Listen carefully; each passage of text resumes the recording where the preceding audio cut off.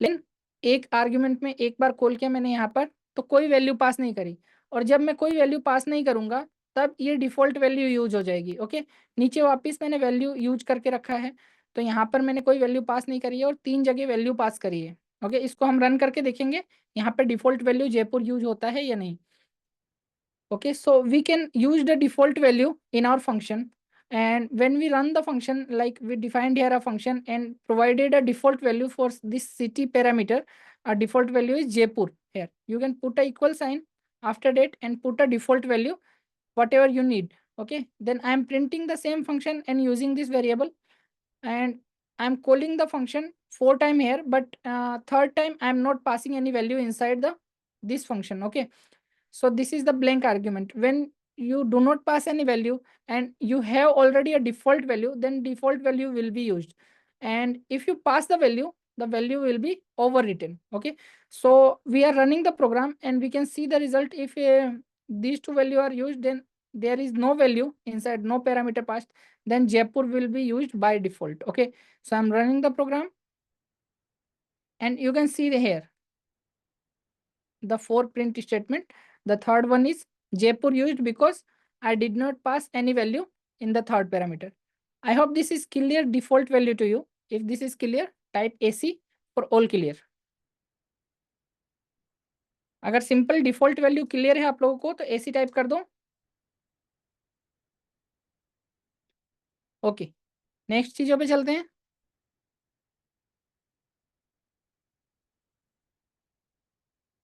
अब हम देखते हैं फंक्शन में आप कुछ भी पास कर सकते हो।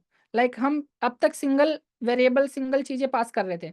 ओके, और फंक्शन में आप एक लिस्ट टपल या कोई भी आर्ग्यूमेंट कोई भी डेटा टाइप पास कर सकते हो एज अ आर्ग्यूमेंट। ओके, तो हम यहाँ पे एक लिस्ट पास करके चेक करेंगे, और जो भी डेटा टाइप आप पास करोगे जो भी पास करोगे वो वैसे ही ट्रीट होगा। लाइक आपने अगर लिस्ट पास किया है तो वो लिस्ट के रूप में ही वहाँ पे शो होगा। Okay, so you can pass any data type in the function, like if you are passing list tuple or anything, it will be treated same as you passed. Okay, so यहाँ पर देखो मैंने एक function define कर लिया है। Function है माई fruits नाम का जो फंक्शन है उसके अंदर मैंने क्या किया,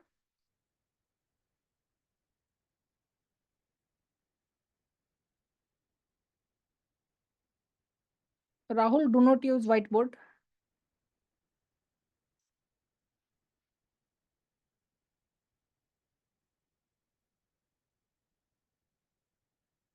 ओके, सो माई फ्रूट्स में मैंने क्या किया यहाँ पर, माई फ्रूट्स में एक लिस्ट ले लिया मैंने फ्रूट्स के अंदर, और इस लिस्ट को मैंने माई फ्रूट्स नाम का फंक्शन जब कॉल किया तब मैंने पास कर दिया।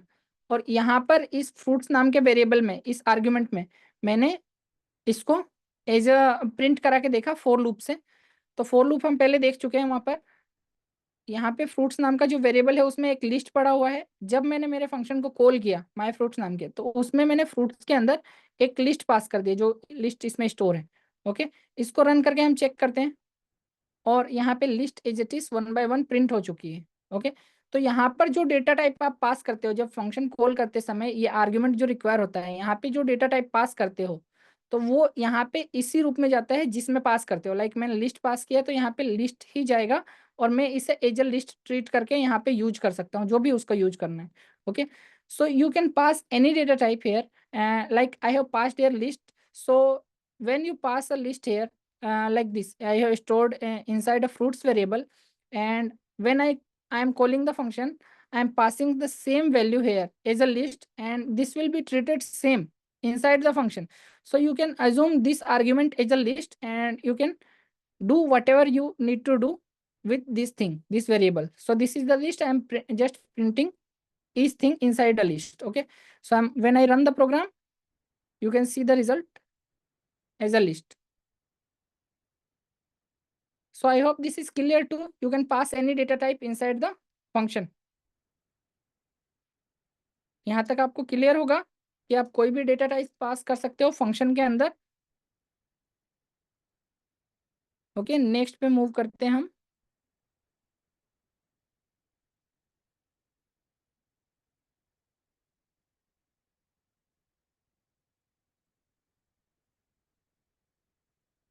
सो यहाँ पे देखो रिटर्न वैल्यू की बात करते हैं अब। जब हम फंक्शन डिफाइन करते हैं पहले, तो अब उसमें से रिटर्न वैल्यू भी फंक्शन रिटर्न कर सकता है। ओके, कोई भी वैल्यू फंक्शन रिटर्न कर सकता है, और हम उस रिटर्न वैल्यू को आगे यूज कर सकते हैं। कई बार हमें जरूरत पड़ती है कि हम फंक्शन में सारी चीजें ना करके एक पर्टिकुलर स्पेसिफिक टास्क को परफॉर्म करें, देन वो जो वैल्यू रिटर्न करे उसको यूज करें। तो वैल्यू रिटर्न करने के लिए आपको जस्ट रिटर्न कीवर्ड का यूज करना होता है, और जो भी वैल्यू आप रिटर्न करते हो फंक्शन से वो रिटर्न हो जाती है। एग्जाम्पल के लिए यहाँ पर हमने एक वेलकम नाम का फंक्शन लिया, और यहाँ पे नेम और प्लेस जो पहले हमने पास किया था वही सेम चीजें हमने पास की जो हमने प्रीवियस सेशन में अपने देखा था। यहाँ पे हमने वैल्यू को प्रिंट कराया था पिछले सेशन में, बट यहाँ पे हम सेम वैल्यू को रिटर्न कर रहे हैं। लाइक मैं एक स्ट्रिंग रिटर्न कर रहा हूँ यहाँ पर हेलो, उसके बाद जो नेम वेरिएबल में पास हो गया है उसको यूज किया, उसके बाद वेलकम टू, और उसके बाद प्लेस यूज किया मैंने। तो देखो यहाँ पर जब मैं वेलकम फंक्शन को कॉल कर रहा हूँ, कॉल करने के बाद ये मेरे से दो आर्ग्यूमेंट की रिक्वायरमेंट रखता है, नेम और प्लेस। मैंने दोनों आर्ग्यूमेंट पास कर दिए, इसमें अजय और इसमें मुंबई। ओके, जब यहाँ पे वेलकम आएगा तो मैंने इस फंक्शन का यूज किया। अब ये मुझे एक वैल्यू रिटर्न कर रहा है जो कि यहाँ पे स्ट्रिंग है, आप देख सकते हो एक स्ट्रिंग वैल्यू है, ये रिटर्न होगी। तो क्योंकि मैंने इस फंक्शन को कॉल किया और ये वैल्यू रिटर्न करेगा, तो मुझे कहीं ना कहीं सेव करना होगा। तो इसको मैं एक वेरिएबल में सेव कर रहा हूँ जो कि रिजल्ट नाम से है, और देन मैं प्रिंट कर रहा हूँ रिजल्ट को। या फिर दूसरा काम आप ये कर सकते हो कि आप डायरेक्टली वैल्यू को प्रिंट कर सकते हो। तो इसमें से वेलकम में से जो रिटर्न होके आ रही है, वेलकम फंक्शन से जो भी वैल्यू रिटर्न होके आ रही है उसको मैं डायरेक्टली कहीं सेव नहीं कर रहा हूँ, डायरेक्टली प्रिंट करवा रहा हूँ।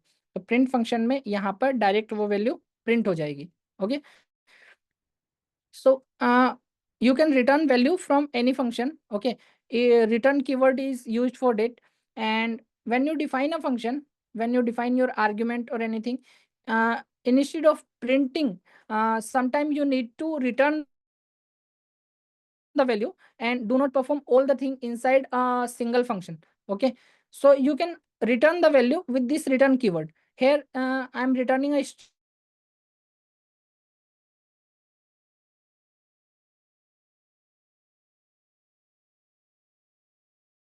and pass the argument as required.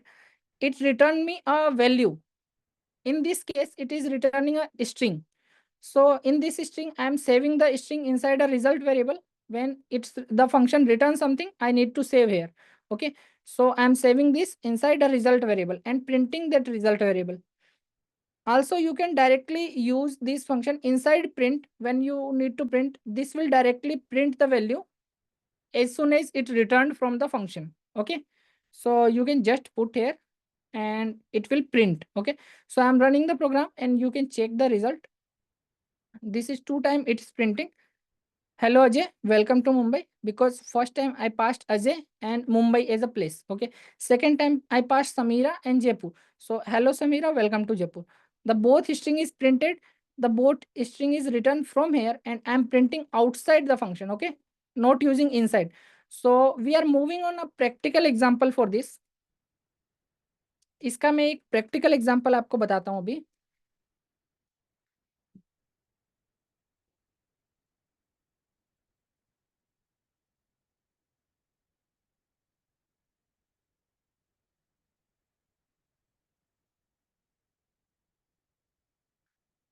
सो यहाँ देखो, यहाँ पर मैं क्या करूंगा, एक टेबल को प्रिंट करूंगा।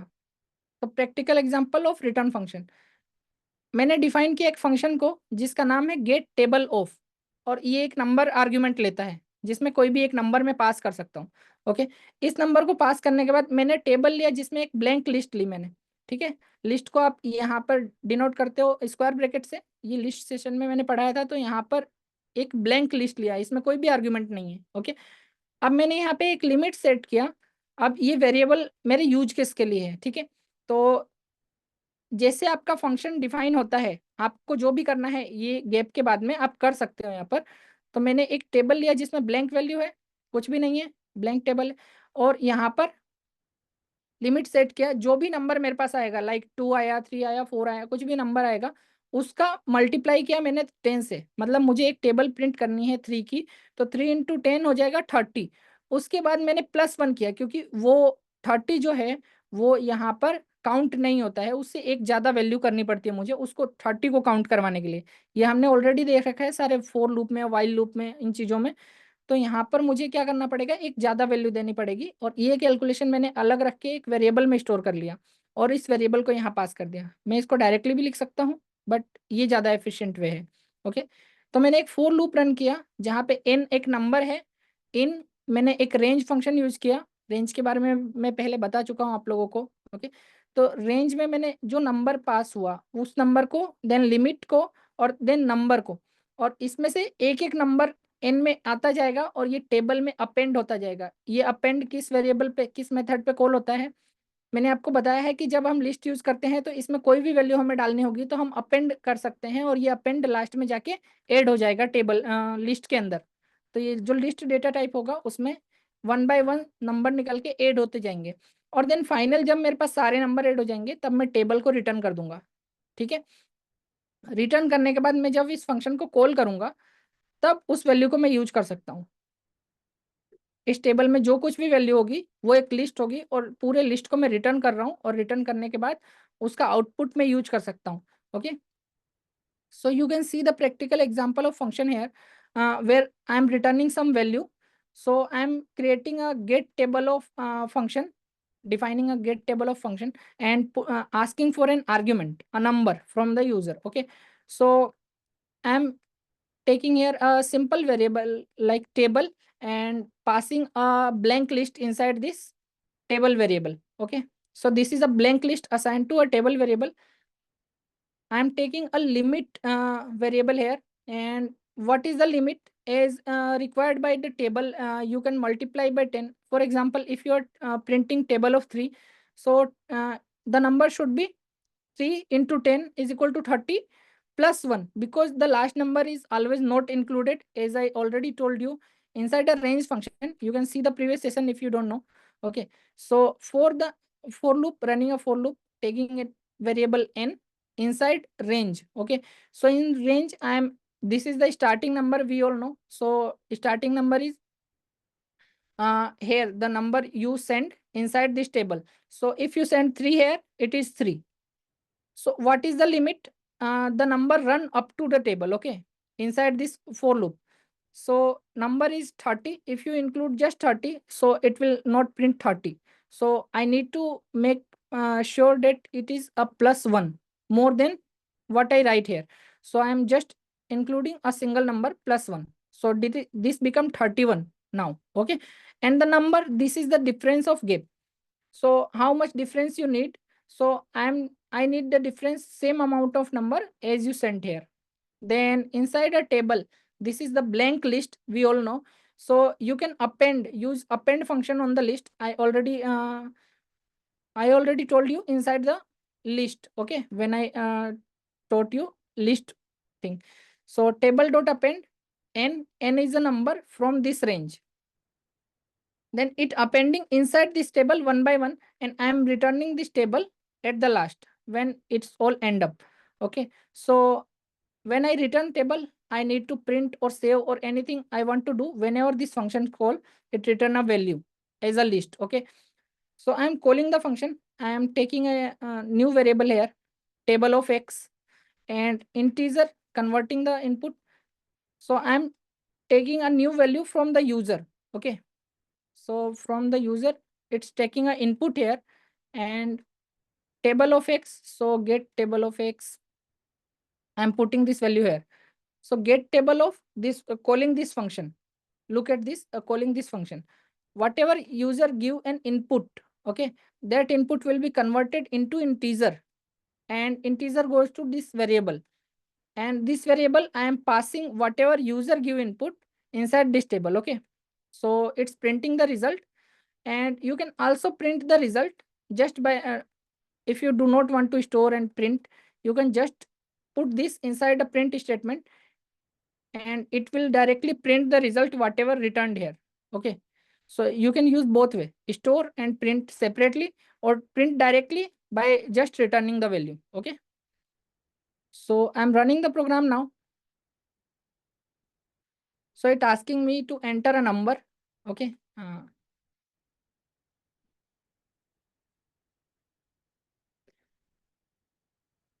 सो यहाँ पर जब मैंने इसको रन किया तो यहाँ पर जो वैल्यू मेरे पास आ रही है, इस वैल्यू को मैं डायरेक्टली प्रिंट कर रहा हूँ get table of function call करके। ओके। और इसको मैं रिजल्ट में सेव करा के प्रिंट कर रहा हूँ। आप डायरेक्टली भी चाहो तो यहाँ पे डायरेक्टली मैं प्रिंट करके दिखा रहा हूँ, डायरेक्टली भी प्रिंट कर सकते हो। तो मैं बेसिकली यूजर से एक इनपुट ले रहा हूँ और उसको एक इंटीजर में कन्वर्ट कर रहा हूँ, और कन्वर्ट करने के बाद मैं उसी वैल्यू को गेट टेबल ऑफ फंक्शन के थ्रू जो आर्ग्यूमेंट रिक्वायर है उसमें पास कर रहा हूँ, और पास करने के बाद वो प्रिंट हो रहा है। तो जब मैं फंक्शन प्रोग्राम को रन करता हूँ, रन करने के बाद यहाँ पे मुझसे पूछता है कि एंटर अ नंबर। जब मैं यहाँ पे लाइक 3 एंटर कर देता हूँ, और एंटर करने के बाद देखो यहाँ पर 3 की टेबल प्रिंट हो जानी चाहिए। एक इस रिजल्ट से प्रिंट हुआ, ये पहला वाला, और दूसरा प्रिंट स्टेटमेंट इस प्रिंट से प्रिंट हुआ। ओके। तो रिजल्ट आप कब यूज करोगे? जब आपको इसको स्टोर करके और कुछ और काम करना हो, तब आप रिजल्ट का यूज कर सकते हो। आपको सिर्फ प्रिंट करके चेक करना हो तो आप डायरेक्टली भी यूज कर सकते हो। ओके। तो single time use, multiple time use, depend on you. So you can just print this when you run the program. You need to type a number, whatever you need. So I'm just putting here a value like 7 here. Okay.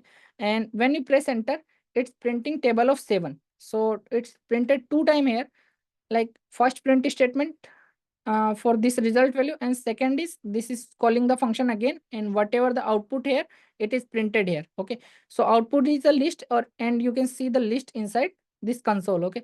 It's printed table of 7. So what is the difference if I do not put +1 here? Okay. I'm not putting +1, and when I run the program, putting 7 here, and it will only print up to 63. Why? Because 70 is not included. So number into 10 becomes 70, and 70 is the limit, and 70 not included. That's why I put a +1 here. So it becomes 71 now, and 71, so 70 can be printed. तो जब मैं number यहाँ पे include करता हूँ, तो +1 हटाने से क्या होता है, वो नंबर इंक्लूड नहीं होता है। अभी आपने रिजल्ट देखा यहाँ पर, और इसकी वजह से मैंने +1 ले रखा है, तो इसका वैल्यू जो है एक बार एक्स्ट्रा ऐड हो गया, तो ये वैल्यू प्रिंट हो जाता है फिर। ओके। इसको हमने पहले समझा था, लिमिट, लास्ट वाला नंबर इंक्लूड नहीं होता है कभी भी। तो आप पुराने सेशन में रेंज फंक्शन जाके देख सकते हो, रेंज फंक्शन का हमने कैसे यूज किया है। ओके। आई होप यहाँ तक आपको क्लियर होगा। और ये प्रैक्टिकल एग्जांपल हमने समझा, कुछ मैनिपुलेशन किया आर्ग्यूमेंट के साथ में, और इस मैनिपुलेशन के बाद हमने वैल्यू जो भी हमारी आई, जो भी रिजल्ट आया, उसको हमने रिटर्न कर दिया। रिटर्न करने के बाद हम उसका यूज यहाँ पे अलग से कर रहे हैं, जो भी हमें यूज करना है। Okay. So I hope this is clear to you now. Okay. If all clear until here, type AC. यहाँ तक आपको क्लियर है कंप्लीटली, तो एसी टाइप कर दो।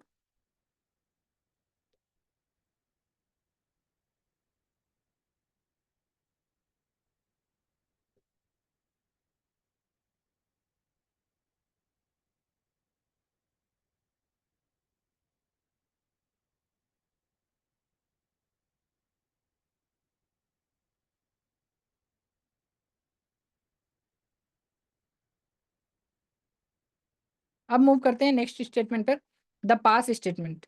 तो पास स्टेटमेंट में हमने पहले भी 2 सेशन में देखा है, फॉर लूप के लिए, वाइल लूप के लिए, या फिर इफ स्टेटमेंट के लिए।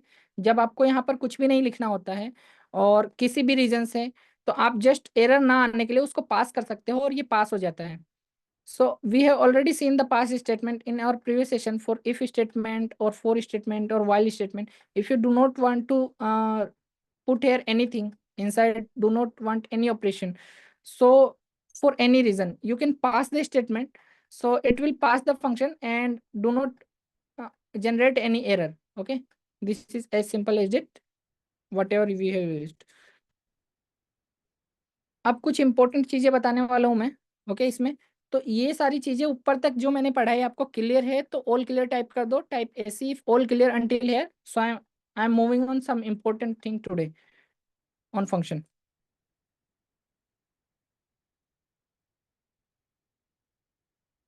Okay, great. सो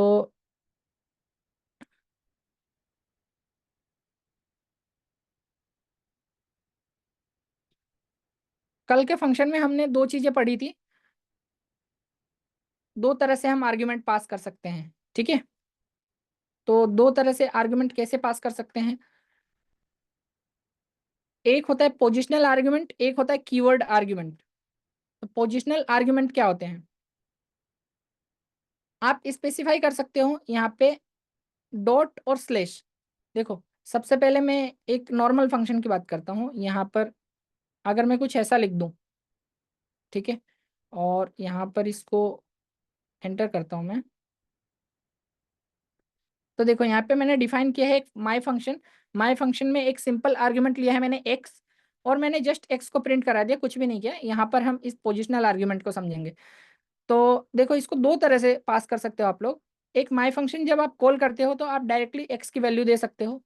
दूसरा, आप माई फंक्शन जब कॉल करते हो तो इसकी value X is equal to 2 लिख के दे सकते हो। मतलब ये हो गया कीवर्ड आर्ग्यूमेंट, इसको आपने एक की असाइन कर दिया, जो भी यहाँ पे की है वो सेम नेम यहाँ पे असाइन हो जाएगा। इस तरह से जब अगर मल्टीपल आर्ग्यूमेंट हो लाइक एक्स और वाई, तो आप क्या कर सकते हो, एक्स और वाई में यहाँ पे 2 और 3 पास कर सकते हो लाइक ऐसे।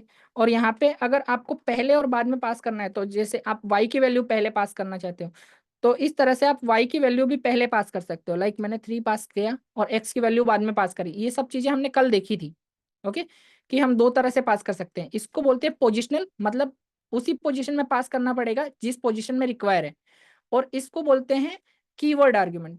तो यहाँ पे आप कोई से भी की का आर्ग्यूमेंट पहले पास कर सकते हो। लाइक मैंने वाई का पहले पास कर दिया यहाँ पर, क्योंकि उसका नाम दे दिया और इसको पता है कि नाम दे दिया तो वो उसी में यूज करना है। ओके, और इस तरह से ये प्रोग्राम रन हो जाता है सिंपली। यहाँ पे दोनों केसेस में 2 और 3 प्रिंट हुआ है, जो मैंने सिंपली प्रिंट किया है यहाँ पर। Okay, so yesterday we have already seen about this, like you are defining a function, and when you pass the argument, you can pass positional argument like this comma separated as it required. Okay, so first x value it required, you are passing the x value, then y value, you are passing the y value. After that you can also pass like keyword argument. If you want to define y value at first, so you can just type y here and put equal to 3. So this is we have defined y value at first and x value at second place. So order not matter inside this keyword argument, but order matter inside this positional argument. Okay, so what we are seeing today, when we run the program, it's all run. What we are seeing today, if you just require positional argument only or only keyword argument, so this is today's thing. So I'm just undoing all of this, and see here, I just require one argument, single argument, and printing x. Okay, so in positional argument, in this way this is running everything good. Okay, and in this way this is also running everything good. But what if you do not need this keyword argument to allow? If you just need positional argument, do not allow keyword argument, you can just specify comma and slash. Okay, then this keyword argument no longer accepted and no longer valid. तो पहले हमने देखा कि दोनों तरह से पास हो रहा था। यहाँ पर पोजिशनल आर्ग्यूमेंट भी पास हो रहा था और यहाँ पे कीवर्ड आर्ग्यूमेंट भी पास हो रहा था। लेकिन अगर आपको सिर्फ पोजिशनल आर्ग्यूमेंट अलाउ करना हो और कीवर्ड आर्ग्यूमेंट अलाउ नहीं करना हो किसी भी रीजन से, तो आप क्या कर सकते हो, आपने जो भी वेरिएबल जो भी आर्ग्यूमेंट डिफाइन किया है यहाँ पर, उसके आगे कोमा फिर एक स्पेस देके और स्लैश लिख सकते हो। इस कोमा और स्लैश लिखने के बाद, इसको लिखने के बाद ये सिर्फ पोजिशनल आर्ग्यूमेंट एक्सेप्ट करेगा इस एक्स वेरिएबल के लिए। ओके, ये इस कीवर्ड आर्ग्यूमेंट को एक्सेप्ट नहीं करेगा। ओके, सो जस्ट मैं यहाँ पे कर रहा हूँ चेंज और इसको रन कर रहा हूँ मैं। रन करने के बाद ये पोजिशनल आर्ग्यूमेंट सही प्रिंट करता है, बट अगर मैं कीवर्ड आर्ग्यूमेंट पे जाता हूँ, इसको कीवर्ड पास करता हूँ मैं इस कॉमा और स्लैश डिफाइन करने के बाद, ओके, कीवर्ड आर्ग्यूमेंट पास करता हूँ, तो ये एक एरर जनरेट करता है। और ये एरर मुझे बताता है,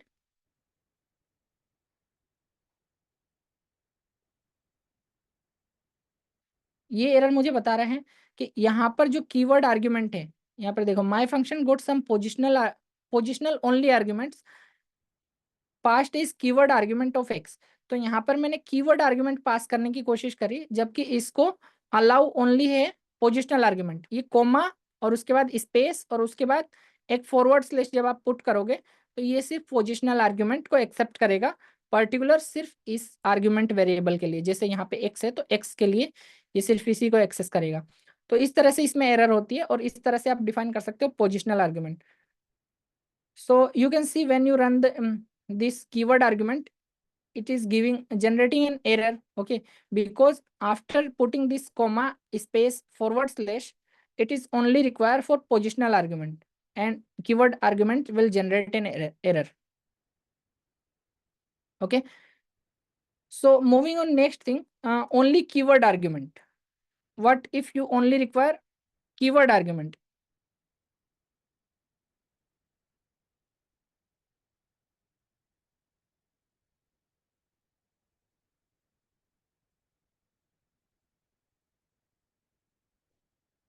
So check this, keyword only argument. If you specify star and comma without any space, okay, star and comma before any argument, okay, then it will only allow position keyword argument. Actually, it will only allow keyword argument and not positional argument. So I'm defining a single function here as defined earlier and putting a star comma before this argument, okay, this x argument. So star and comma, what is doing, it is saying that x is only allowed for keyword argument and not positional argument. So here I am calling the function x is equal to 2, and my function here I am passing the positional argument, and same thing I am passing the keyword argument. So this keyword argument will become successful here and putting the value 2 here as a result. But if I am doing with this positional argument and not keyword argument, then positional argument will generate an error. And you can see my function takes 0 positional argument but 1 given, because I am passing 1 argument. Okay, so this will throw an error because of this star and comma. If I just remove it, star and comma, then this is completely valid. Okay, but if I only need keyword argument, I can just put star and comma. Okay, then it will only accept keyword argument. तो जब आपको सिर्फ keyword argument accept करना हो और positional argument नहीं करना हो किसी भी रीजन से, तो आप यहाँ पे स्टार और कोमा पुट कर सकते हो अपने पोजिशनल आर्ग्यूमेंट के वैल्यू से पहले.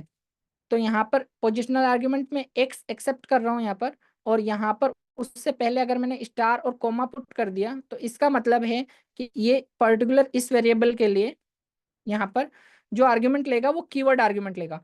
तो ये कीवर्ड आर्ग्यूमेंट होता है जहां पर आप कीवर्ड का नेम डिफाइन करते हो, जो कि सेम नेम होता है जो यहाँ पर होता है जब आप फंक्शन कॉल करते हो, और इसमें जो वैल्यू आप दोगे वो यहाँ पे पास होके वो प्रिंट हो जाएगा. तो यहाँ पर ये कंप्लीटली वैलिड है. ओके, लेकिन जब आप पोजिशनल आर्ग्यूमेंट पास करते हो कीवर्ड की जगह, जब आप इसका नाम डिफाइन नहीं करते हो, तो यहाँ पर ये एक एरर जनरेट करता है, क्योंकि इसमें सिर्फ कीवर्ड आर्ग्यूमेंट अलाउड है इस स्टार और कोमा के कारण. ठीक है, तो यहाँ पे 0 positional argument allowed but 1 given. Okay, so यहाँ पे एक आर्ग्यूमेंट तुमने दिया है यहाँ पर, बट यहाँ पर एक भी अलाउ नहीं है. ओके, सो यहाँ पर अगर हम इस स्टार और कोमा को हटा दें, हटाने के बाद इसको रन करते हैं, तो यहाँ पर ये कंप्लीटली वैलिड हो जाता है. ओके, बट ये स्टार और कोमा लगाने के बाद सिर्फ इस कीवर्ड आर्ग्यूमेंट को वैलिड करेगा, पोजिशनल को नहीं. तब यहाँ पे रन करते हैं. इसका एक मिक्स एग्जांपल देखते हैं हम लोग, जिसमें कीवर्ड और पोजिशनल दोनों यूज करते हैं. इसका एक मिक्स एग्जांपल से और आपको क्लियर होगा.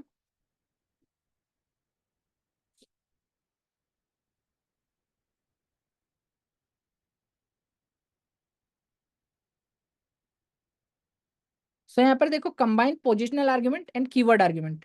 यहाँ पर मैंने समझाया था कि कोई भी आर्ग्यूमेंट के पहले, यहाँ पे ध्यान रखना, कोई भी आर्ग्यूमेंट के पहले अगर आप फॉरवर्ड स्लैश और कोमा पुट करते हो तो पोजिशनल आर्ग्यूमेंट हो जाएगा. आई थिंक बाद में होगा, just give a minute. After after before, तो किसी भी आर्ग्यूमेंट के बाद में आप फॉरवर्ड स्लैश और कोमा पुट करते हो. फॉरवर्ड स्लैश और कोमा ही है I think. No, comma and forward slash. बाद में आप कोमा और फॉरवर्ड स्लैश पुट करते हो, लाइक मैंने यहाँ पे अभी पुट किया है. देखो, ए, यहाँ पे आर्ग्यूमेंट दूसरा, माय फंक्शन के अंदर 4 आर्ग्यूमेंट है, ए बी सी और डी. तो यहाँ पे समझना, ए में कुछ भी पुट नहीं किया है मैंने. ठीक है, बी के अंदर ये देखो, बी के अंदर मैंने कोमा और फॉरवर्ड स्लैश को पुट किया है। ओके, ध्यान रखो, बी के अंदर कोमा और फॉरवर्ड स्लैश, मतलब ये सिर्फ पोजिशनल आर्ग्यूमेंट को एक्सेप्ट करेगा। और यहाँ देखो सी से पहले मैंने स्टार और कोमा को पुट किया है। स्टार और कोमा का पुट करने का मतलब है कि ये सिर्फ कीवर्ड को एक्सेप्ट करेगा। ओके, और देन अगेन डी में मैंने कुछ भी नहीं पुट नहीं किया है।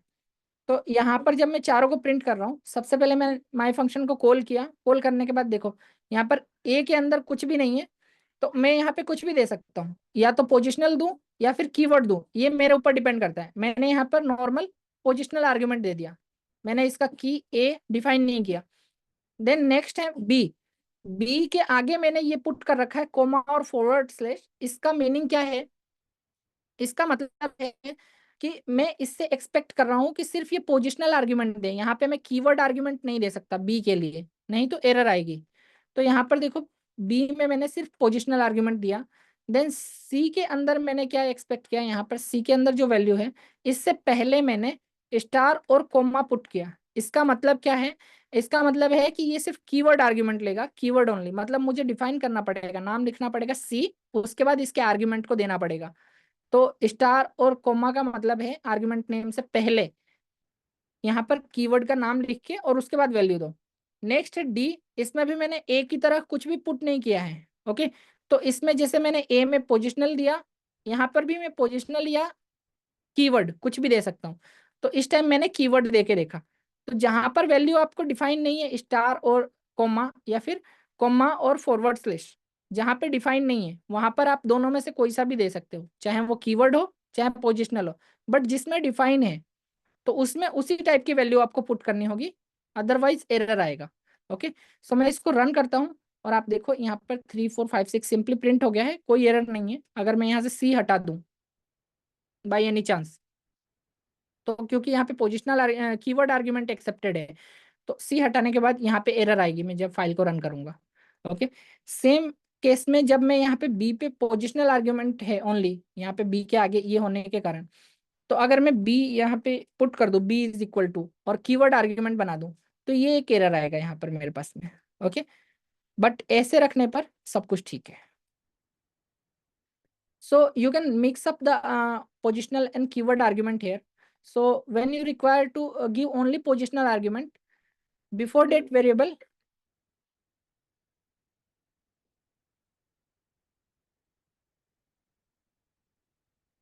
so before date variable you can just put here comma, sorry, after date variable you can put here comma and forward slash. So notice in this A, B, C and D, after B I have put it comma and forward slash for the B. So this is only accepting positional argument, and in the C I have put it star for star and comma before the C. This is only accepting keyword argument. Okay, so in A or B you can put anything, A or D you can put anything, keyword argument or positional argument, because it is not defining anything like forward slash or star. Okay, so it accepting both. So I'm just printing same value here, I'm calling the function, and inside A nothing is defined, so I can put positional or keyword as required. Okay, so I'm putting here keyword sorry, positional argument. Okay, inside B it is defined only put positional argument because of this comma and forward slash after the variable name. Okay, so I can only put positional argument here. Okay, not keyword argument. And before before C you can see the star and comma, so I can only put this keyword argument and not positional argument. Okay, and inside D nothing is defined, so I can put anything like I have put before in A I have put positional argument, I can put here positional or keyword anything, so I am putting here keyword argument. Okay, so when I run the program, you can see the output. Output is same. When I try to modify something like this, B is accepting only positional. When I try to write like B with the keyword argument, so it is generating an error. Okay, so I'm removing this. And when I try to put C here, C is a positional. So I'm removing this and it is become positional from the keyword. And when I run the program, it is generating error because it only accepting. But for D, uh, D is not defining anything. Also, A is not defining anything. So I can put here anything like this is the keyword. When I remove this is also valid. Okay. Something not here. Okay, I think this is also accessing this. Let me check.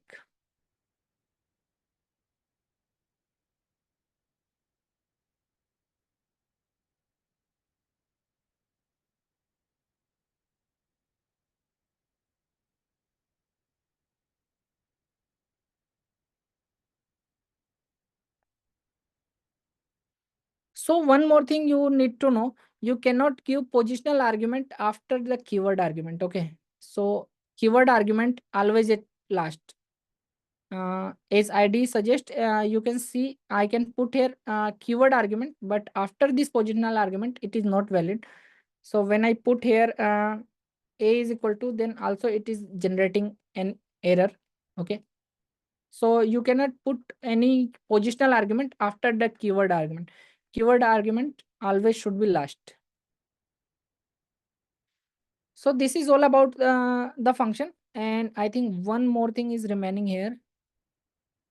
Okay, one more thing remaining. So if this is clear positional or only argument and keyword only argument, you can type AC.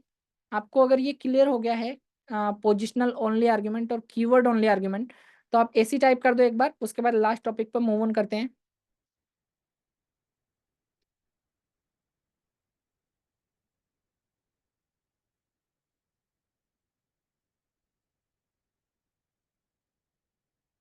Clear है आपको positional और keyword argument? Okay great.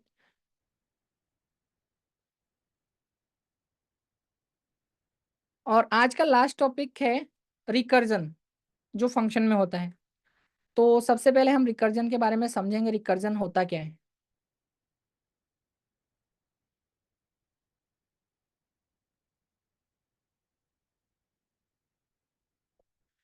तो देखो, recursion एक important part है function का.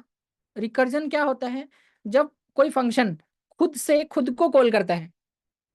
इसका मतलब है जब आपने कोई फंक्शन डिफाइन किया, पर्टिकुलर फंक्शन, वो फंक्शन खुद ही से कॉल करेगा. मतलब उसके अंदर आपने उसी फंक्शन को कॉल कर रखा है. ओके. तो जब खुद ही फंक्शन खुद को कॉल करता है, तो उसे बोला जाता है रिकर्जन प्रोग्रामिंग में. Okay. So when a function call itself, then it is called recursion in programming. Okay, a function you have defined and this function calling self itself. Okay, then it is called recursion. यहाँ पर आपको एक चीज ध्यान रखने की जरूरत है. जब भी आप रिकर्जन फंक्शन राइट करोगे, कोई भी रिकर्जन फंक्शन हो, तो ये जनरल चीज है कि डेवलपर कुछ मिस्टेक्स कर देते हैं जिससे वो फंक्शन कभी भी टर्मिनेट नहीं होता है और एंडलेस पे चला जाता है. वो कभी भी टर्मिनेट नहीं होता है, एंडलेस चलता रहता है. ओके. और आप जब कभी डेवलपमेंट टाइम में ऐसा कर दोगे बाय चांस मिस्टेक में, जब आप एक्चुअल सर्वर पे एक्चुअल प्रोग्राम पे काम कर रहे हो, तब आपके लिए ये इश्यू बन जाएगा. ओके. क्योंकि वहां पर बहुत ज़्यादा मेमोरी यूज होगी और बहुत ज़्यादा प्रोसेसर पावर यूज होगा. तो जब क्लाउड कंप्यूटिंग या किसी और चीज़ पे क्लाउड सर्वर पे आप लोग काम करोगे और वहां पर अगर ये मिस्टेक रह गई बाय मिस्टेक भी, तो वहां पर जिस यूजर का क्लाउड कंप्यूटिंग या सर्वर है जो यूज कर रहा है, उसका बिल बहुत ज्यादा आ सकता है. ओके. तो ये बिल बहुत ज्यादा आ सकता है होस्टिंग जो भी आप यूज करोगे. हम फ्यूचर में इसको समझेंगे कि क्लाउड कंप्यूटिंग और होस्टिंग और सर्वर क्या होते हैं.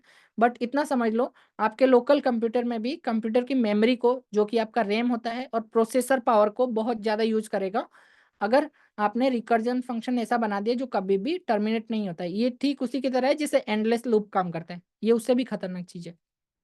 ओके. सो यहाँ पे आपको बहुत केयरफुल रहने की जरूरत है. Okay.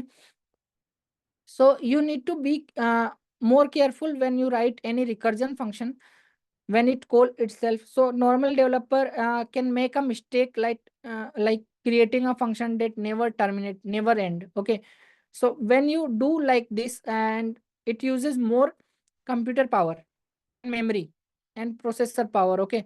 So what it does, when you use any hosting server for Python or any other thing, any cloud computing, So it will generate a higher bill amount for your hosting provider or server or cloud server. Okay, so we will learn more about hosting and cloud in later sessions, but remember that it will also use higher memory power and processor power inside your computer, and this is more dangerous than endless loop. Okay, so be careful whenever you write a recursion function that call itself. You should also ensure that it is terminate well at a at any condition. Okay, so here is the simple example of recursion. आप देख सकते हो यहाँ पे मैंने एक function define किया है माय रिकर्जन के नाम से। अब इसको समझने की जरूरत है। यहाँ पर मैंने माय रिकर्जन के नाम से जो फंक्शन डिफाइन किया है, इसमें मैं एक आर्ग्यूमेंट पूछ रहा हूँ जो एक नंबर है n। कोई सा भी नंबर यहाँ पे पास किया जा सकता है। यहाँ पे मैं एक केस रन कर रहा हूँ सबसे पहले। तो इफ कंडीशन मैंने लिया और यहाँ पर मैंने चेक किया कि n जो है वो ग्रेटर देन 0 है क्या। ओके, आई थिंक ये सिंटेक्स भी ठीक होगा। n ग्रेटर देन 0 है क्या।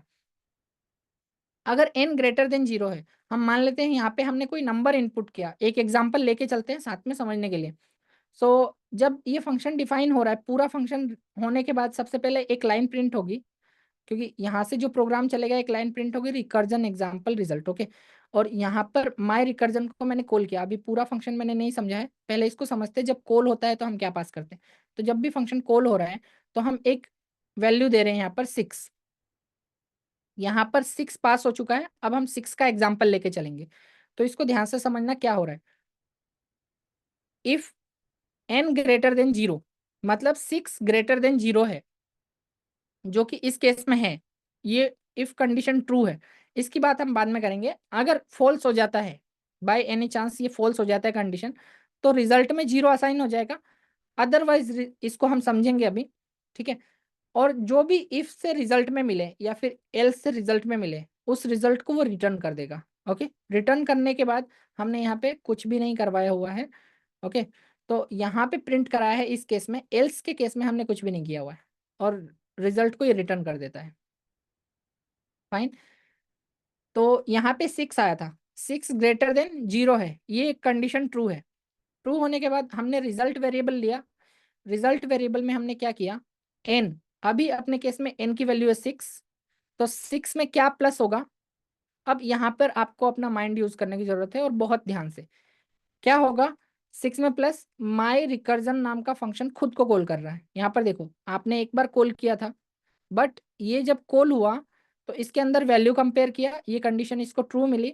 और ट्रू मिलने के बाद ये जो वैल्यू है आपके n में 6, इस वैल्यू में ये ऐड करना चाहता है। क्या ऐड करना चाहता है, माय रिकर्जन को खुद को कॉल कर रहा है। ये माय रिकर्जन देखो खुद को कॉल कर रहा है, इसी को बोलते हैं रिकर्जन। तो खुद को कॉल कर रहा है ये फंक्शन, और खुद को कॉल करने के बाद हमें पता है इसको एक आर्ग्यूमेंट चाहिए यहाँ पर।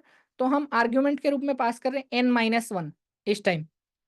तो n-1 पास करने से क्या हुआ, यहाँ पर वैल्यू 6 थी, 6 - 1 हो गया 5, और यहाँ पे इसको वैल्यू गई 5। अभी फंक्शन यही है, यहाँ पे ध्यान रखना, अभी फंक्शन यही है। तो 5 वैल्यू जब इसको मिली, तो 5 वैल्यू मिलने के बाद इसने खुद को जब कॉल किया था, यहाँ से वापस कंपेयर किया। अभी यहाँ से इसने ऐड नहीं किया है n में, ये ध्यान रखना। अभी ये एग्जीक्यूट हो रहा है ये वाला स्टेटमेंट, और ये वाला स्टेटमेंट जो एग्जीक्यूट हो रहा है, तो यहाँ पर खुद से इसने इस टाइम वैल्यू 5 है क्योंकि हमने n-1 कर दिया था। और ये वापस से जो कॉल हो रहा है, तो यहाँ पे चेक किया इसने 5 ग्रेटर देन 0, जो कि कंप्लीटली ट्रू है। और ट्रू है तो अब ये सेकेंड इंटेंस बनता है उसका। तो अभी पहला वाला इंस्टेंस यहीं तक स्टॉप है, अभी वो कैलकुलेशन करेगा। पर यहाँ पे सेकेंड इंस्टेंस एक और आ गया है। यहाँ पर हमने 5 ग्रेटर देन 0, और क्योंकि ये ट्रू हो चुका है तो हम इसमें भी n में ये वाली वैल्यू ऐड करने की कोशिश करेंगे। इसको समझना थोड़ा सा मुश्किल है क्योंकि खुद को कॉल कर रहा है, तो ध्यान से समझने की कोशिश करना। वापिस से कॉल हुआ है ये सेकेंड टाइम, और सेकेंड टाइम में इसकी वैल्यू होती है 5 ग्रेटर देन 0। तो अब इस टाइम 5 में ये ऐड करने की कोशिश कर रहा है। अभी पहले वाला रिजल्ट वैसे ही स्टक पड़ा है, पहले वाले में कोई चेंज नहीं हुआ, वो वैसे ही n+1 पे होल्ड है। जब ये सोल्व होगा तब वो उसका रिजल्ट मिलेगा, तब इसमें डालेगा। बट ये न्यू रिजल्ट आ गया है यहाँ पर। तो 5 में हम प्लस करते हैं, रिकर्जन माई रिकर्जन वापस खुद को कॉल करता है। अब 5 भी यहाँ पे होल्ड होगा। ओके, 5 भी होल्ड होगा, और n-1 में मतलब 5 - 1 4 वैल्यू जाएगी। और ये 4 वैल्यू यहाँ पर आने के बाद ये वापस से तीसरी बार खुद को कॉल करता है। यहाँ पे चेक करते हैं 4 ग्रेटर देन 0। तीसरी बार खुद को कॉल करने के बाद में यहाँ पर 4 आया वैल्यू, और 4 में ये एडिशन करेगा। क्या एडिशन करेगा? यहाँ पे वापस इस खुद को कॉल किया फंक्शन ने चौथी बार। माय रिकर्जन को कॉल करने के बाद यहाँ पे 4 - 1 3 हो जाएगा। इसी टाइप से ये वापस खुद को कॉल करेगा और ये यहाँ पे वैल्यू होगी 3। तो 3 भी ट्रू है। वापस रिकर्जन खुद को कॉल करेगा, इस टाइम वैल्यू होगी 2। वापस कॉल करेगा, इस टाइम वैल्यू होगी 1। और वापस कॉल करने के बाद कोई वैल्यू नहीं होगी इसकी, 0 ग्रेटर देन 0 नहीं होगा। और जब ये नहीं होगा तो एल्स पार्ट पे चला जाएगा और रिजल्ट में 0 असाइन हो जाएगा। रिजल्ट में 0 असाइन होने के बाद इस रिजल्ट को ये रिटर्न कर देगा। ओके, रिटर्न करने के बाद ये जब सारे वैल्यू खुद में एडिशन करता है तो पहली बार जब कॉल किया था 6 टाइम से 5th टाइम इसमें ऐड करके रिजल्ट को वापस रिटर्न कर रहा है, और फिर से वापस कॉल करके रिजल्ट को वापस रिटर्न कर रहा है। जितनी बार उसने 5-6 बार कॉल किया था वो सारे कॉलिंग होने के बाद में, और जब यहाँ पे कंडीशन फॉल्स हो जाती है सारी कॉलिंग रिमूव होने के बाद में, इसका जो रिजल्ट आएगा वो यहाँ पे आपके सामने है कि 1 बाय 1 कैसे इसका रिजल्ट प्रिंट हुआ है। इसको एक बार आपको 1 बाय 1 ध्यान से समझना होगा, खुद से ट्राई करना इसको लिखने के लिए, और यहाँ पे छोटी वैल्यू लिख के समझने के लिए। लाइक मैं यहाँ पे 2 लिख रहा हूँ, तो 2 लिखने के बाद यहाँ पे 1 और 3 प्रिंट होता है। और कैसे होता है ये फंक्शन खुद को कैसे कॉल करता है, एक बार इसको आप लोग खुद से समझोगे कि यहाँ पे क्या एक्चुअल प्रोसेस हो रहा है। आप 1 बाय 1 स्टेप पे खुद से यहाँ पे जाके, लाइक मैंने 2 पास किया तो यहाँ पे 2 ग्रेटर देन 0 हुआ। देन रिजल्ट में वैल्यू क्या हुआ, यहाँ पे 2 प्लस ये खुद को कॉल किया तो 2 - 1 1 हो जाएगा। तो 1 ग्रेटर देन 0 है। सेकेंड टाइम इसने 1 को किया तो उसके बाद यहाँ पे रिजल्ट प्रिंट करने के बाद वापिस से वैल्यू को लिया, तो पहले 1 प्रिंट हुआ बाद में 3 प्रिंट हुआ। ओके, और ये रिकर्जन के कारण हुआ। ठीक है, इसको खुद से एक बार समझो कि क्या एक्चुअल में प्रोसेस हो रहा है यहाँ पर। ठीक है, so what you can do here, you can take any number, any bigger number like 6. Okay, so what this function is doing, this is calling itself. So I am defining a function, simple function, my recursion with name, and it asking for an argument, a number called n, and I am comparing the value n greater than 0. So we will moving on this part again. First we are taking an example like printing this thing and calling the function. This thing printed here, and after calling the function it asking for a value, a number. So I'm passing here 6.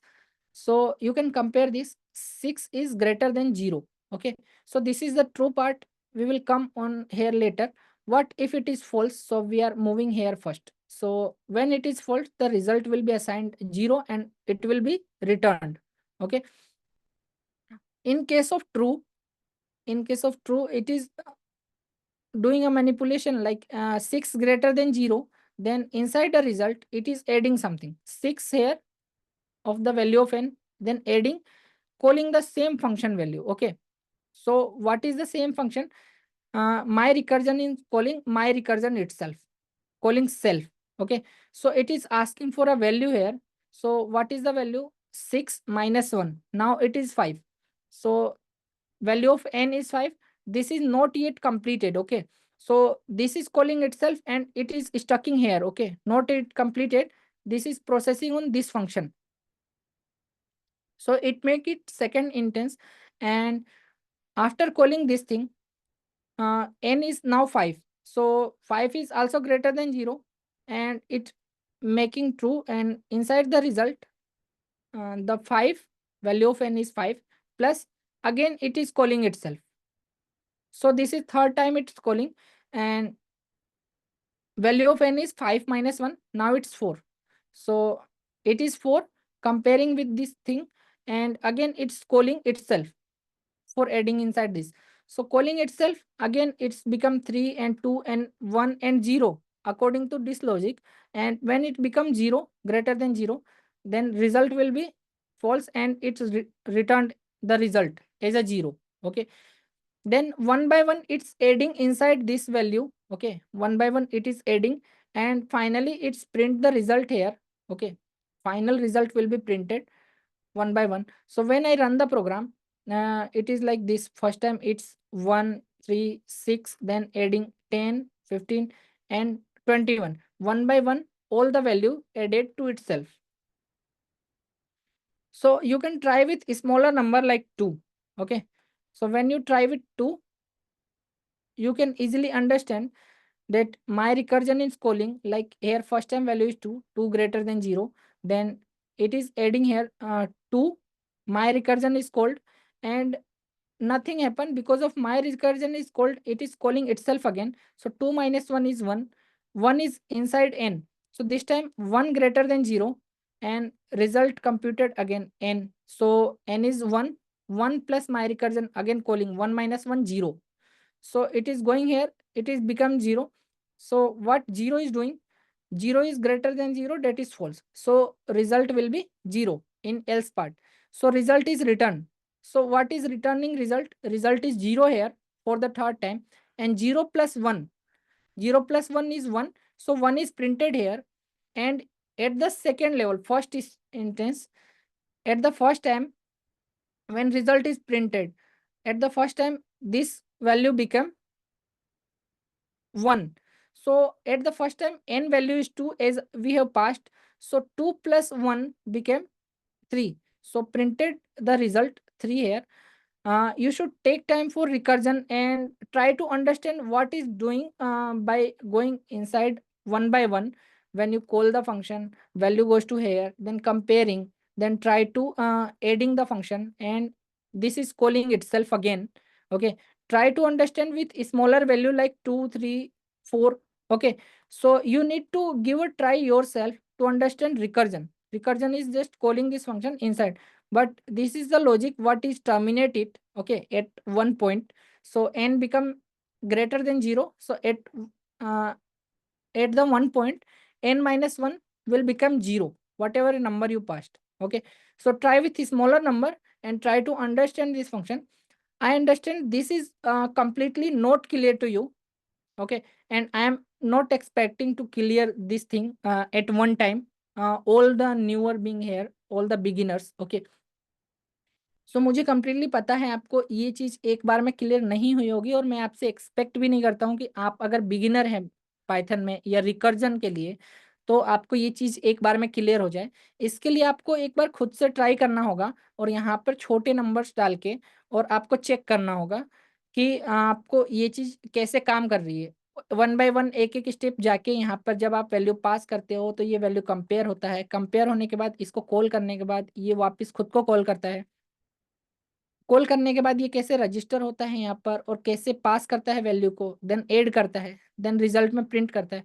ये आपको one by one खुद से process करके एक बार देखना होगा, समझना होगा। कोई भी छोटे नंबर के साथ, जैसे 2 या 3 के साथ आप ट्राई करके देखना, फिर बड़े नंबर के साथ देखना 4 या 5। इससे ज्यादा बड़े नंबर लोगे तो ये रिकर्जन उतनी ही बार कॉल होगा और आपको डिफिकल्टी होगी। इसलिए आप पहले 2 से, 3 से और 4 से ट्राई करना इसको, और इसको समझने की कोशिश करना रिकर्जन काम कैसे कर रहा है। ओके, सो तब ये आपके लिए हेल्पफुल होगा और तब आपको समझ में आएगा। इसमें आपको टाइम देने की जरूरत है, ये आपको एक ही बार में क्लियर नहीं होगा। ओके, सो आई होप मैंने जो अब तक बताया वो आप लोगों को क्लियर है, और यहाँ टाइम देने की नीड है। अगर मेरी सारी बातें आपको क्लियर है तो ऐसी टाइप कर दो, I hope if all the thing is clear today, and you need to give time here and understand it yourself. If all this clear, type AC।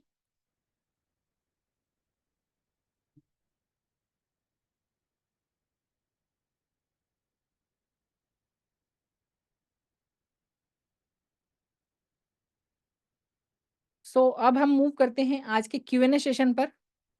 ठीक है, आज का टॉपिक 2 से 3 चीजें इंटरेस्टिंग थी, जो कि ओनली आर्ग्यूमेंट को पास करना, सिर्फ पोजिशनल और सिर्फ कीवर्ड। ठीक है, दूसरी चीज ये रिकर्जन फंक्शन जो है वो आपको समझ में आना चाहिए, और इसको जब तक आप खुद से ट्राई नहीं करोगे और छोटी वैल्यू के साथ, तब तक आपका समझना मुश्किल है। ओके, तो इस चीज को आप खुद से ट्राई करना, और अभी आपका कोई क्वेश्चन है तो आप पूछ सकते हो। So you should try it yourself the recursion and passing the only value, only keyword and only positional value. So when you try it yourself, these all things, then it become clear to you. You need to give some time on recursion function. Okay, so now time for Q&A session. You can ask your question.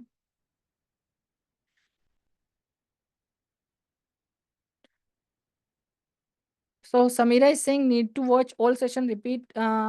Definitely you can watch the session in repeat mode, and I will publish today's video as soon as possible on YouTube, and I will provide the link inside group. Okay. So if you want to leave from here, you can leave, or if you want to ask your question, you can ask your question. If you have no question, just type no question and we can end today's session.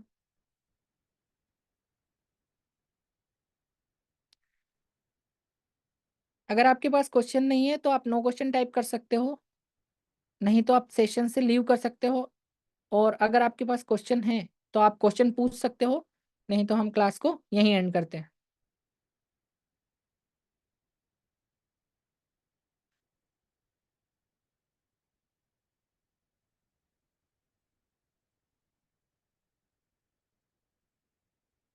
Okay. So Rahul is saying sir ये notes कहाँ मिलेगा? सो Rahul, notes आपको यहाँ पे कोई notes मैं prepare नहीं कर रहा हूँ, ठीक है? जब मैं क्लास लेता हूँ तब आप नोट्स खुद से प्रिपेयर कर सकते हो। ओके। और या फिर आप वीडियो रिपीट मोड पे देख के, जब मैं यूट्यूब पे पब्लिश करता हूँ रिपीट मोड पे देख के, और वहां से नोट्स आप प्रिपेयर कर सकते हो अगर आप लाइव क्लास में नहीं प्रिपेयर कर सकते हो। Okay. Great. So thank you guys for joining.